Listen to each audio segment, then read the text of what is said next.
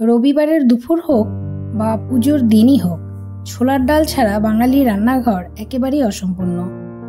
লুচি, ভাত, কচুরি যার সাথেই দিন, স্বাদে কিন্তু জমে যায়।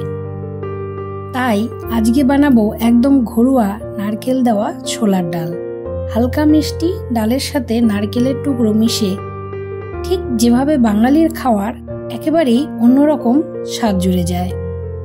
সহজ উপকরণ, সহজ রান্না, কিন্তু খেতে একেবারেই বাড়ির মতো। চলুন শুরু করি আজকের নারকেল দেওয়া ছোলার ডাল। নমস্কার, রঞ্জু স্পাইসে সকলকে স্বাগত। প্রথমে আমি ছোলার ডালগুলোকে একটা বাটির মধ্যে নিয়ে নিচ্ছি।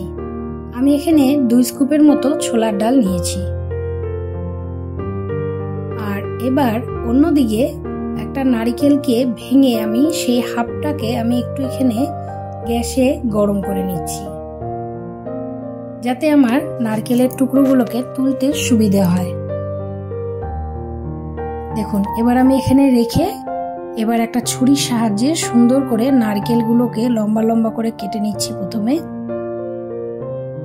দেখুন, ঠিক এইভাবে একবার এইভাবে আপনারা করে দেখবেন। অনেক সময় গরম যদি না করা হয়, নারকেল যদি এরকম করে আমরা তুলি, কি হয়, নিচে লেগে যায়, অনেকটা নষ্টও হয়। কিন্তু এইরকম ভাবে করলে দেখুন একটু লেগে নাই। আর সুন্দরভাবে এইরকম ভাবে ডুমুডুমু করে আমি তুলছি, লম্বা লম্বা করে কেটে নিচ্ছি। দেখুন সুন্দর এইভাবে উঠে এসছে। আমি এইরকম ভাবে পুরোটা তুলে নিলাম। পুরোটা তুলে নেওয়ার পর এই পেছন থেকে আমি এইগুলোকে কেটে বাদ দিয়ে দিচ্ছি, একটু ভালো করে ছুলে নিচ্ছি। নেওয়ার পর এইরকম কুচি কুচি করে আমি কেটে নিচ্ছি। একটু মোটা আছে। আর যদি মনে করেন যে এইরকম ডুমুডুমু করে কেটে দেবেন না, তাহলে অনেক সময় যে আমরা নারকেল কুড়িয়ে নিই, সেই কুড়িয়ে নিয়েও করতে পারেন। আচ্ছা, আমার হয়ে গেছে। আর এদিকে যে ডালটা রেখেছিলাম, এবার আমি ডালটাকে ভালো করে ধুয়ে নিচ্ছি। ডালটাকে আমি এখানে ভালো করে 2-3 বার ধুয়ে নিচ্ছি, যতক্ষণ জলটা পরিষ্কার না হচ্ছে। দেখুন, ধোয়ার সাথে সাথে এইরকম ঘোলা হয়ে যাচ্ছে। এরপর 2-3 বার ধুয়ে নেওয়ার পর তারপর আমি এই ডালগুলোকে প্রেসার কুকারে দিয়ে দিচ্ছি। প্রেসার কুকারের মধ্যে দিয়ে দেওয়ার পর দেখুন, শুধু ডালটাকে ধুয়ে দিয়ে দিলাম। তারপর এখানে আমি 2 স্কুপ ডাল নিয়েছিলাম, আমি এখানে 5 স্কুপ জল দিলাম। আর দিয়ে দিলাম এর মধ্যে ডুমুডুমু করে আলু। চাইলে আপনারা নাও দিতে পারেন। এই যে ঠিক জলটা দেওয়া হবে ডালের ওপর থেকে 1 কর। তারপর দিয়ে দিলাম লবণ, তারপর দিয়ে দিলাম একটু তেল দিয়ে এবার আমি প্রেসারটা বসিয়ে দিচ্ছি। আমি এখানে 6টা সিটি দিয়ে নিয়েছি। আর অন্যদিকে এই পুরোনো নারকেলগুলোকে আমি একটা পাত্রে নিয়ে নিলাম। কড়ায় তেল বসিয়ে দিয়েছি, তেলটা গরম হয়ে গেছে। এর মধ্যে দিয়ে দিলাম জিরা, ফোড়নে দিয়ে দিলাম ছোট এলাচ, গরম মশলা, আর দিয়ে দিলাম শুকনো লঙ্কা। দেখুন, একটু নাড়াচাড়া করে নিলাম।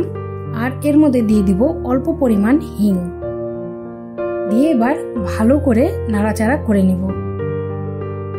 দেখবেন যখন ফোড়নের সুন্দর একটা গন্ধ বের হয়ে আসবে, তারপর এই কুচি করা নারকেলগুলোকে দিয়ে দেবেন। দিয়ে ভালো করে ভেজে নিচ্ছি।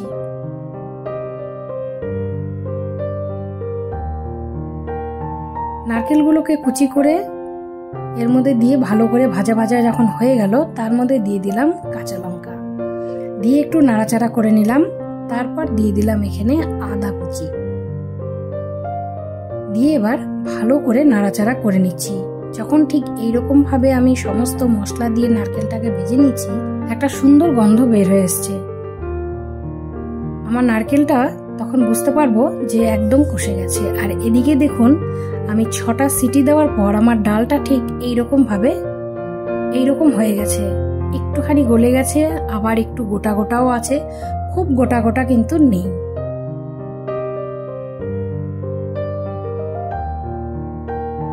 দেখুন কি সুন্দর।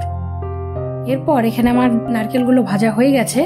তার মধ্যে এবার দিয়ে দিলাম এই যে ডালটা, দিয়ে এবার ভালো করে নাড়াচাড়া করে নিচ্ছি। এত এত সুন্দর একটা গন্ধ বের হয়ে আসে, আপনারা যখন রান্না করবেন ঠিক বুঝতে পারবেন যে সত্যি খুব সুন্দর একটা গন্ধ বের হয়ে আসে। আর তারপর ওই বাটি ধুয়ে একটু গরম জল এর মধ্যে দিয়ে দিলাম। একটু ফুটে উঠতেই তার মধ্যে দিয়ে দিলাম হলুদ গুঁড়ো,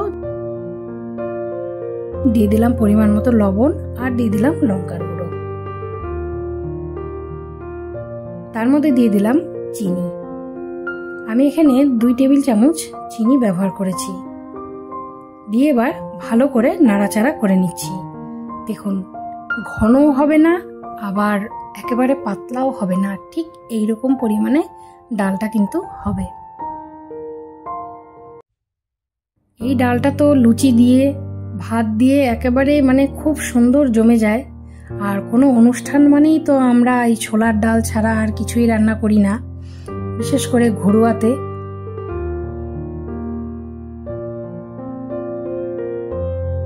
তারপর দিয়ে দিলাম এর মধ্যে গরম মশলা, আর দিয়ে দিলাম এর মধ্যে ঘি।